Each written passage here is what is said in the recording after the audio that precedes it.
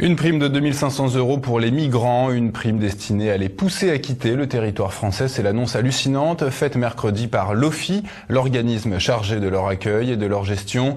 2 500 €, c'est ce que gagnent de nombreux Français après 2 mois de travail. Enquête, Natacha Königsberg.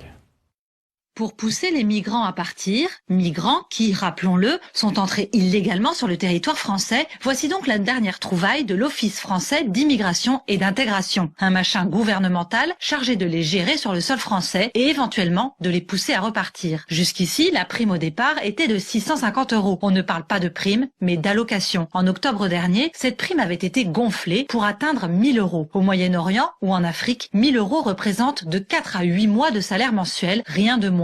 Mais comme cela ne suffisait pas, voici donc que l'OFII annonce une super prime, valable uniquement jusqu'à la fin de l'année. 2 500 € pour les migrants candidats au départ, d'ici au 31 décembre. Des candidats au départ qui, rappelons-le, n'ont pas à payer leur billet de retour s'ils acceptent de rentrer chez eux. C'est l'État français qui leur paiera l'avion. Les 2 500 € finissent donc totalement dans leur poche. Mais ce n'est pas tout. Comme si ces 2 500 € ne suffisaient pas, l'OFII promet également une prime à l'arrivée pour les aider à se réinsérer. Une prime destinée notamment à les aider à se reloger ou à créer une activité économique comme une entreprise ou un petit commerce. Cette prime peut atteindre, tenez-vous bien, jusqu'à 10 000 €. Tout cela risque de créer ce qui s'était déjà produit dans le passé, une nouvelle pompe aspirante. Du temps où les Roumains, bien que membres de l'Union européenne depuis 2007, venaient en France illégalement, soi-disant pour travailler, ils étaient incités à rentrer en Roumanie avec une prime du même type. Très vite, l'on s'est aperçu que des filières s'étaient organisées pour venir toucher la prime en France, rentrer au pays, puis revenir au bout de quelques semaines ou quelques mois, toucher une nouvelle fois la prime. L'identité des bénéficiaires de ces primes sera bien évidemment relevée et enregistrée, mais quand on sait que la plupart des migrants n'ont pas de papier ou utilisent de fausses identités, on comprend à quel point cette mesure est totalement déconnectée de la réalité, une fois de plus.